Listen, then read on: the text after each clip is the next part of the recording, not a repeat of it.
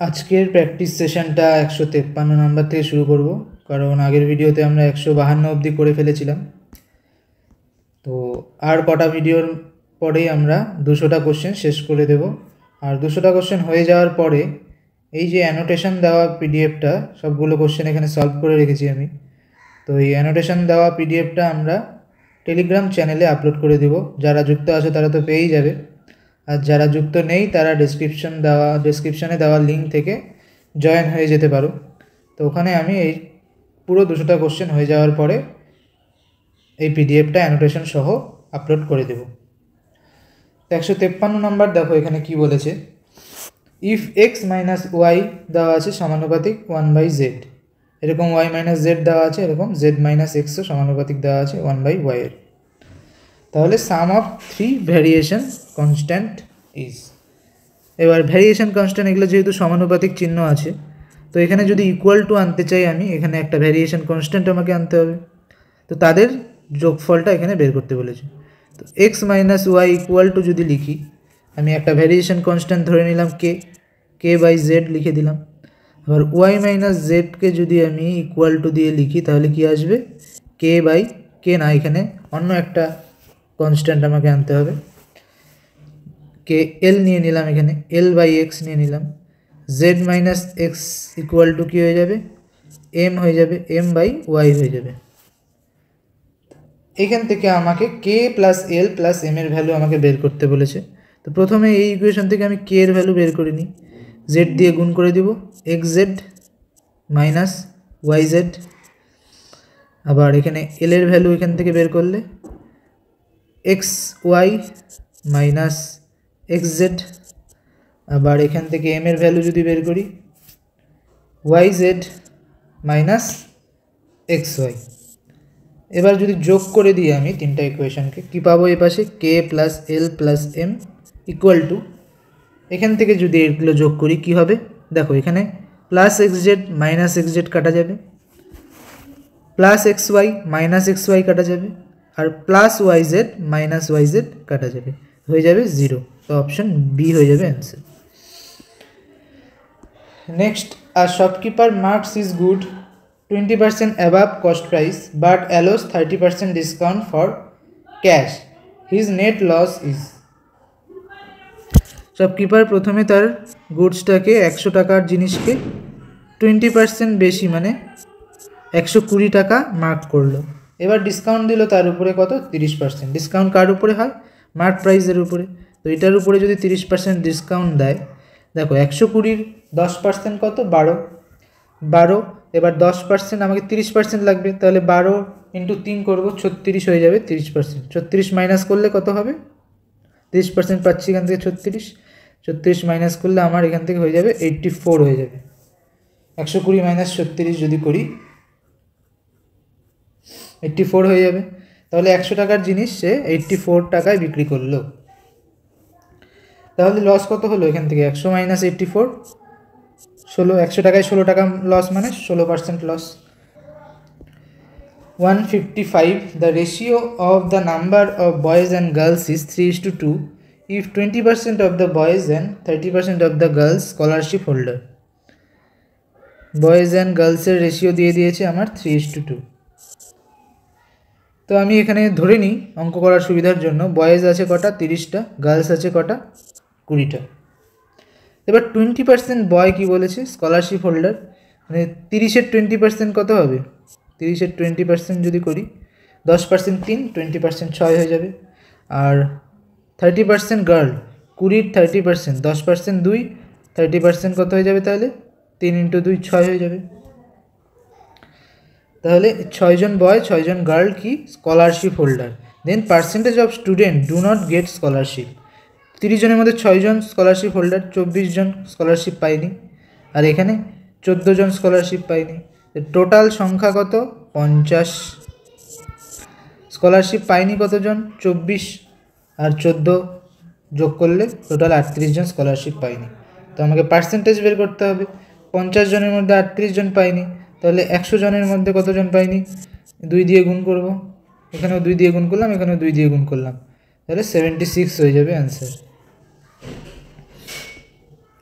156 কি বলেছে, a certain sum of money amounts to 600 in 2 years and 700 in 4 years at a certain rate of simple interest. Find the rate of interest. তো এই 600 যেটা, সেটার মধ্যে কি আছে, প্রিন্সিপাল আছে প্লাস 2 বছরের ইন্টারেস্ট আছে, ইকুয়াল টু কি হয়ে যাবে 600। আবার 700 যেটা, সেটার মধ্যে কি আছে, প্রিন্সিপাল তো আছেই প্লাস 4 বছরের সিম্পল ইন্টারেস্ট আছে। তো এইখান থেকে আমি এই দুটো যদি আমি মাইনাস করে দিই, এইটার থেকে এইটা মাইনাস করব, পি প্লাস 4i থেকে পি প্লাস 2i মাইনাস করলে 2i পড়ে থাকবে, 700 থেকে 600 মাইনাস করলে কত পড়ে থাকবে, 100 পড়ে থাকবে। দেখো এটা যদি 1 নম্বর ইকুয়েশন হয়, এটা যদি 2 নম্বর ইকুয়েশন হয়, আমরা 2 মাইনাস 1 করলাম, করে এটা পেলাম। তাহলে আয়ের ভ্যালু 50, 1 বছরের ইন্টারেস্ট পেয়ে গেলাম 50। এবার 1 নম্বর ইকুয়েশনে যদি আয়ের ভ্যালু বসিয়ে দিই, তাহলে পি পেয়ে যাব। পি কত পাবো এখানে, 2i 100, তাহলে পি ইকুয়াল টু 500 হয়ে যাবে। প্রিন্সিপাল 500 পেয়ে গেলাম, আমাকে কি রেট অফ ইন্টারেস্ট বের করতে বলছে। 500 টাকায় 1 বছরের ইন্টারেস্ট দেওয়া আছে 50 টাকা, তাহলে এখান থেকে রেট অফ ইন্টারেস্ট আমি সিম্পলি 10% বুঝতেই পারছি। 100 টাকায় 1 বছর ইন্টারেস্ট কত হয়ে যাবে, 10 টাকা, 10% ইন্টারেস্ট। 167 নাম্বার এবার চলে যাব। A's income is 40% less than B. এর ইনকাম, বি এর ইনকাম যদি 100 হয়, এর ইনকাম 40% লেস মানে 60 হয়ে যাবে। তাহলে কি বলেছে, তাহলে what much percentage B is income more than A. এর থেকে বি এর ইনকাম কত বেশি, এর ইনকাম কত 60, বেশি কত 40 বেশি বি এর ইনকাম। তাহলে কত হয়ে যাবে, কাটাকাটি করলে এখানে 2/3। এই পার্সেন্টেজ টেবিল মনে থাকলে 2/3 দেখেই তোমরা সি অপশন লাগিয়ে দিতে পারো, আর না মনে থাকলে এখানে 100 দিয়ে গুণ করে নাও, পেয়ে যাবে। 1/3 মানে 33 পূর্ণ 1/3%, 2/3 মানে 66 পূর্ণ 2/3%। নেক্সট কি বলেছে, এখানে একটা রিজনিং দিয়েছে।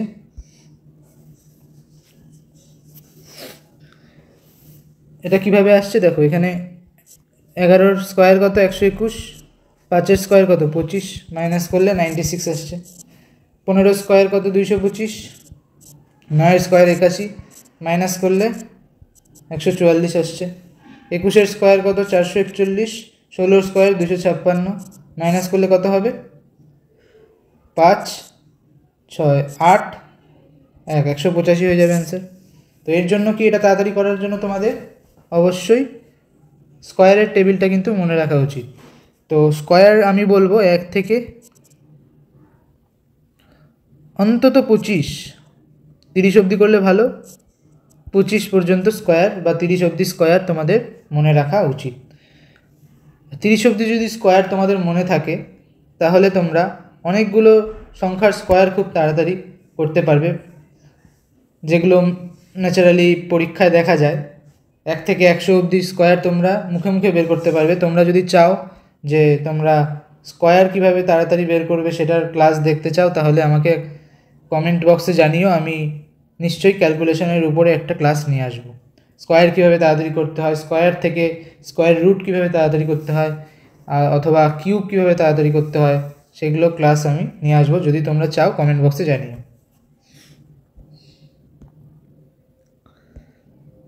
Pipe can fill a tank with water in 3 hours. Due to leakage in bottom, it takes 3.5 hours to fill it. What time the leak will empty the fully filled tank? আচ্ছা, pipe, একটা pipe কতক্ষণ লাগছে, 3 ঘন্টা লাগছে। আর pipe plus leak মিলে কতক্ষণ লাগছে, 3.5 ঘন্টা, মানে 7/2, এত ঘন্টা লাগছে। এবার এটার লসাগু এলসিএম আমি 21 নিয়ে নিলাম। 21 হয়ে গেল কি ক্যাপাসিটি পুরা ট্যাঙ্কের। 21 দিয়ে 3 দিয়ে যদি ভাগ করি, তাহলে 7 পেয়ে গেলাম পি এর ক্যাপাসিটি, আর পি প্লাস এল এর ক্যাপাসিটি এখান থেকে ভাগ করলে 6 পেয়ে গেলাম। 21কে 7/2 দিয়ে ভাগ করলে 6 পেয়ে গেলাম। তাহলে পি এর ক্যাপাসিটি তো আমি 7 পেয়েছিলাম, তাহলে এল এর ক্যাপাসিটি নিশ্চয়ই -1 হবে, তাহলে টোটালটা তাহলে 6 হয়ে যাবে। -1 কেন, কারণ এল হচ্ছে খালি করছে তার জন্য মাইনাস, আর পি ভরছে তার জন্য +7। তাহলে এবার কি বলেছে, what time will take the leak to empty the fully fill tank. Fully fill ট্যাঙ্কের ক্যাপাসিটি কত, 21, আর লিক কত খালি করছে 1 ঘন্টা, 1 খালি করছে, তাহলে টোটাল টাইম কতক্ষণ লাগবে? 21 ঘন্টা।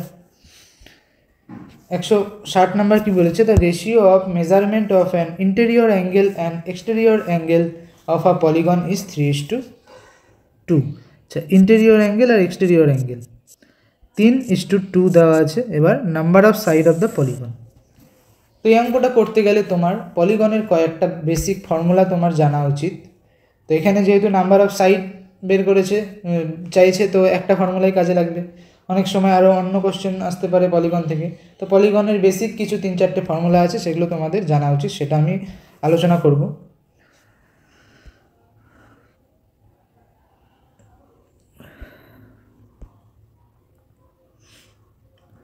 এখানে কয়েকটা ফর্মুলা দেওয়া আছে, তোমরা একটা নোট ডাউন করে রাখতে পারো।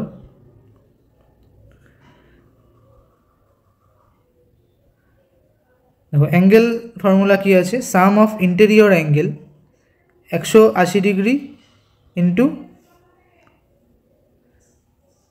n-2।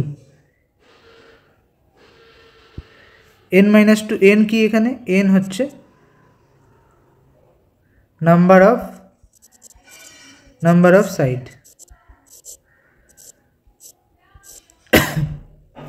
তো sum of the interior angle কি হয়ে গেল? 180 ইন্টু n-2। আর measure of each interior angle তাহলে কী হয়ে যাবে? টোটাল সাম যদি 180 ইন্টু n-2 হয়, তাহলে একটার কত হয়ে যাবে? n দিয়ে ভাগ করে দিব, 180 ইন্টু n-2 বাই n হয়ে গেল। তো এই একটা ফর্মুলা মনে রাখলেই দুটো এখান থেকে পেয়ে যাচ্ছি। এবার sum of the interior angle 360 degree, এটা তোমাদের মনে রাখতে হবে। যে কোনো পলিগনের ক্ষেত্রে sum of the exterior angle, interior নয়, এক্সটেরিয়র অ্যাঙ্গেলের সাম কী হবে? 360 ডিগ্রি। তো এটা যদি মনে রাখি, এখান থেকে আমরা এটা বের করতে পারবো, ইচ এক্সটেরিয়র অ্যাঙ্গেল কী হয়ে যাবে? 360 ডিগ্রি বাই n হয়ে যাবে। এবার এটা থেকে আমরা এই ফর্মুলাতেও আসতে পারবো,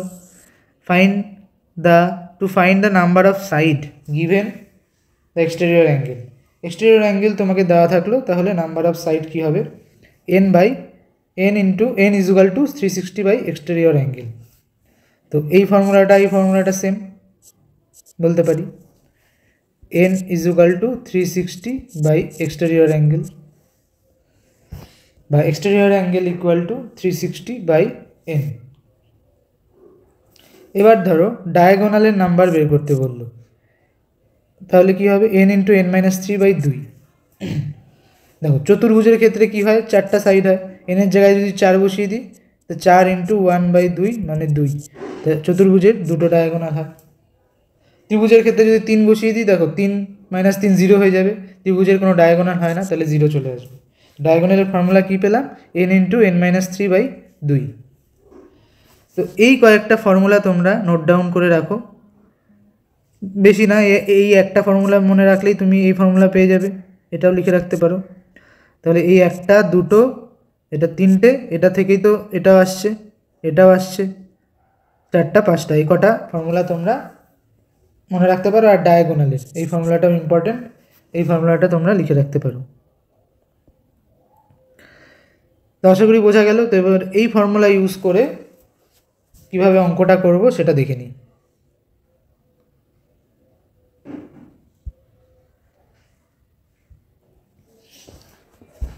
তো এখানে ইন্টেরিয়র অ্যাঙ্গেল আমি 3x ধরে নিলাম, আর এক্সটেরিয়র অ্যাঙ্গেল ধরে নিলাম 2x। আচ্ছা, একটা ইন্টেরিয়র অ্যাঙ্গেল একটা এক্সটেরিয়র অ্যাঙ্গেলের যোগফল সবসময় কী হয়? এটা যদি ইন্টেরিয়র হয়, তাহলে এটা কী হয়ে যাবে? এক্সটেরিয়র হয়ে যাবে। সবসময় যোগফল কী হয়ে যাবে? তাহলে 180 হয়ে যাবে যোগফল, ইন্টেরিয়র প্লাস এক্সটেরিয়র যদি করি। তো 3x plus 2x is equal two 180, তাহলে 5x ইজ ইকুয়াল টু 180, তাহলে এক্সের ভ্যালু কত? 36 পেয়ে যাব। তাহলে এক্সটেরিয়র অ্যাঙ্গেলের ভ্যালু কত হয়ে যাবে? 2 ইন্টু এক্স মানে 2 ইন্টু 36 মানে 72 হয়ে যাবে। তাহলে এবার নাম্বার অফ সাইড বের করতে বলেছে, কোন ফর্মুলাটা লাগাবো নাম্বার অফ সাইডের জন্য? n equal to 360 degree by exterior angle দেখেছিলাম আমরা, তাহলে 360 বাই এক্সটেরিয়র অ্যাঙ্গেল কত? 72 করলে কত পেয়ে যাবো? নাম্বার অফ সাইড 5 পেয়ে যাবো এখানে অ্যান্সার। এটার থেকেও আমরা করতে পারতাম, এখান থেকে ইন্টেরিয়র অ্যাঙ্গেলের কত হয়ে যাবে, এক্সটেরিয়র অ্যাঙ্গেল থেকে নাম্বার অফ সাইড বের করাটা বেশি সহজ, তাই আমি এক্সটেরিয়র অ্যাঙ্গেল দিয়ে করলাম। ইন্টেরিয়র অ্যাঙ্গেল দিয়ে যদি করতাম তাহলে আই ইজুকাল টু কী পেয়ে যেতাম, এখান থেকে 318 8 হাতে থাকলো 1, 3 3 9 108 পেয়ে যেতাম। এবার ফর্মুলাটা কী ছিল, each interior angle equal to কী ছিল, n-2 into 180 degree into n-2 by n, এটা ছিল। তো এখান থেকে এটা কী পেয়ে যাবো, 108 n equal to 180 n minus 360 degree equal to, এটা এই পাশে নিয়ে গেলে 72 n equal to 36 n equal to কী হয়ে যাবে, এখান থেকে 5 হয়ে যাবে। ইন্টেরিয়র অ্যাঙ্গেল দিয়েও করতে পারি, এক্সটেরিয়র দিয়েও করতে পারি, এক্সটেরিয়র দিয়ে বেশি সহজ হয় তাই আমি এক্সটেরিয়র দিয়ে করলাম। তা এবার নেক্সট অঙ্কে চলে যাই। নেক্সট কী বলেছে দেখো, হাউ মেনি আর্টিস্ট আর প্লেয়ার। তো এখানে ট্রায়াঙ্গেল রিপ্রেজেন্ট করছে ডক্টর, ডক্টরের আমার দরকার নেই। আর্টিস্ট অ্যান্ড প্লেয়ার কমন কোথায় আছে সেটা আমাকে দেখতে হবে। সার্কেল রিপ্রেজেন্ট প্লেয়ার, আচ্ছা সার্কেল প্লেয়ার রিপ্রেজেন্ট করছে, আর রেক্ট্যাঙ্গেল আর্টিস্ট করছে। তাহলে সার্কেল আর রেক্ট্যাঙ্গেলের মধ্যে কমন কোথায় আছে, 22 আর 3 25 হয়ে যাবে অ্যান্সার। নেক্সট a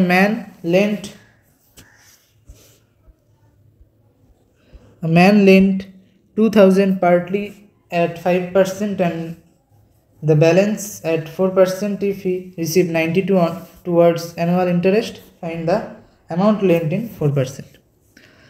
আচ্ছা টোটাল অ্যামাউন্টটার ও কিছু অংশ কততে রাখলো, 4%-এ, আর কিছুটা 5%-এ রাখলো। এবার ধরে নিলাম আমি গোটাটাই ও 4%-এ রেখেছে, গোটাটাই আমি ধরে নিলাম 4%-এও রেখেছে। তাহলে 4%-এ রাখলে 2000 টাকা যদি টোটালটা 4%-এ রাখতো, কত পার্সেন্ট ইন্টারেস্ট হতো, 4%, মানে 80 টাকা ইন্টারেস্ট হতো, 80 টাকা ইন্টারেস্ট হতো। কিন্তু এখানে 4%-এ রাখেনি, 4 প্লাস 1% এক্সট্রা এখানে আছে, তো সেই জন্য এখানে 92 পেয়েছে। তো 92 মাইনাস যদি 80 করি, এই যে 12 টাকাও ইন্টারেস্ট পেলো এক্সট্রা, সেটা কিসের জন্য, এই এক্সট্রা 1%-এর জন্য পেয়েছে। তাহলে 1%-এর ভ্যালু আমি পেয়ে গেলাম কি 12, 100%-এর ভ্যালু কত হয়ে যাবে 1200। তাহলে এই টোটালটা আমি পেয়ে গেলাম কত 1200, আর বাকি এটা 800। তো অপশন হয়ে যাবে ডি 1200। নেক্সট 163 কি বলেছে, when water is frozen to ice its volume increases by 10%. তো আমরা জানি ওয়াটার কি আইসে পরিণত হলে ভলিউম ইনক্রিজ হয়ে যায়, ফিজিক্সে তোমরা পড়েছো। তো 100 ছিল, 100 থেকে ইনক্রিজ হয়ে কত হয়ে গেল, 110 হয়ে গেল, যেহেতু 10% ইনক্রিজ হয়েছে। What percent of the volume of ice decreases, এবার আইসটা আবার মেল্ট হয়ে ওয়াটার হয়ে গেল, তখন ভলিউম কতটা ডিক্রিজ হলো সেটা আমাকে বের করতে বলেছে। আবার যদি মেল্ট হয়ে যায় 110 থেকে 100 হয়ে যাবে। এবার কিন্তু পার্সেন্টেজটা আমাকে 110-এর সাপেক্ষে বের করতে হবে। 110 ছিল, কত হলো 100 হলো, কত কমলো 10। তো পার্সেন্টেজ ফ্র্যাকশানে কত কমলো 1/11, 1/11 দেখেই তুমি সি দেখে দাগিয়ে দিতে পারো, না বুঝতে পারলে 100 দিয়ে গুণ করে দেখে নিতে পারো। 164 কি বলেছে, in how many years will 2000 amount two 2420 at 10% per Anam compound interest. এই টাইপের অঙ্ক আমি আগেও করেছিলাম। কীভাবে করেছিলাম, সাম কত হয়েছে 2420, প্রিন্সিপাল কত ছিল 200, কাটাকাটি করব, 0 দিয়ে 0 কাটলো, 2 দিয়ে কাটলে নিচে 100, উপরে 121। তো এটাকে কিভাবে লিখতে পারি, 11/10-এর স্কোয়ার হিসেবে লিখতে পারি। তো দেখো এখানে 10 থেকে কত 11 হয়েছে, 1 বেড়েছে, মানে 10% বেড়েছে, ক্রাইটেরিয়া ফুলফিল করলো। আর স্কোয়ার যেহেতু আছে তাহলে এখানে কি থাকে, পাওয়ারে কি হয়, টাইমটা থাকে, তাহলে 2 বছরের জন্য হয়েছে, অ্যান্সার হয়ে যাবে 2 বছর। 165 কি বলেছে, 2820 divided amount A B C such that 3 times of S share, আচ্ছা এস শেয়ারের 3 গুণ is equal to 4 times of B share and 5 times of C share। এর শেয়ারের 3 গুণ বি এর 4 গুণের সমান আর সি এর 5 গুণের সমান। তাহলে এবার এখান থেকে আমাকে এর শেয়ার কত সেটা বের করতে হবে। তো প্রথমে তো এ বি সি এর রেশিও আমার লাগবে, তো এ বি সি আমি বের করে নিই। এখানে দেখো এ বাই বি যদি করি তাহলে কী হয়ে যাবে, এই পাশে 3 চলে আসলে 4/3 হয়ে যাবে এ বাই বি। এখান থেকে বি বাই সি যদি করি তাহলে 5 এখানে আছে, তাহলে 5/4 হয়ে যাবে। এবার A by S to B to C এখান থেকে কীভাবে বের করবো সেটা এর আগের অঙ্কে করেছি, ট্রিক দিয়েও দেখিয়েছিলাম, প্লাস কনসেপ্ট দিয়ে কীভাবে করবো সেটাও দেখিয়েছিলাম। তো দেখো এখানে 3 আছে, এই ঘর ফাঁকা, তো 3-এর পাশে 3 বসাবো। এখানে 5 আছে, আগের ঘর ফাঁকা, তো 5-এর পাশে 5 বসাবো। গুণ করে দিলে 4×5 = 20, 3×5 = 15, 3×4 = 12 হয়ে গেল, রেশিও পেয়ে গেলাম। এবার আমাকে টোটাল শেয়ার এখানে বলে দিয়েছে, এখান থেকে যদি টোটাল করি কত পাবো, কত ইউনিট পাবো, 5 2 7 আর এখানে 4, 47 ইউনিট পেয়ে গেলাম। 47-এর ভ্যালু আমাকে 2820 দেওয়া আছে। তো আমাকে এস শেয়ার মানে 20-এর ভ্যালু বের করতে হবে। তো এটা কত গুণ হচ্ছে দেখো, 60 গুণ হচ্ছে, 6 দিয়ে গুণ করলে 6 7 42, সাথে থাকলো 4, 4 6 24, 28, 2 8 2। তাহলে এটার 60 গুণ যদি করি কত হবে, 6 দুগুণে 12, 1200 হয়ে যাবে answer.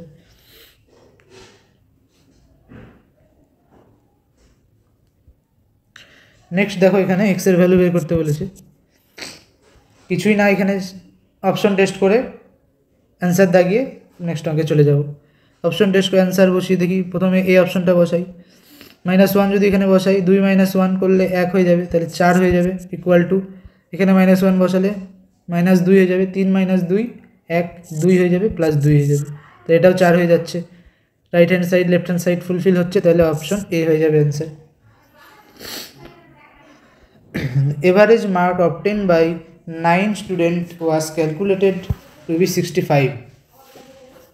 Later on, it was found that the marks of the student wrongly read as 76 instead of 67. The correct average 65 আছে এভারেজ মার্কস, কিন্তু এখানে বেশি ধরেছে, 67-এর জায়গায় 76 ধরেছে, তাহলে নিশ্চয়ই অ্যাকচুয়াল এভারেজটা কী হয়ে যাবে, কম হয়ে যাবে।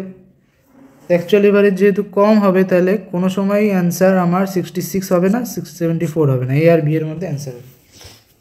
তো আমি কি বলেছিলাম, এভারেজ মানে কোনো সংখ্যা বা যদি এভারেজ দেওয়া থাকে তাহলে সেই এভারেজের যে সংখ্যাটা সেটা আমি প্রত্যেকটার মার্কস এখানে ধরে নিতে পারি। প্রত্যেকের মার্কস যদি ওই এভারেজ মার্কসটা ধরে নিই তাহলে টোটালের কোনো আমার হেরফের হবে না। এর আগের ক্লাসেও একটা এভারেজের অঙ্ক করেছিলাম। তাহলে এখানে 1 2 3 4 5 6 7 8 9টা স্টুডেন্ট আছে, সবার মার্কস আমি 65 করে ধরে নিলাম, সবার 65 করে ধরে নিলাম।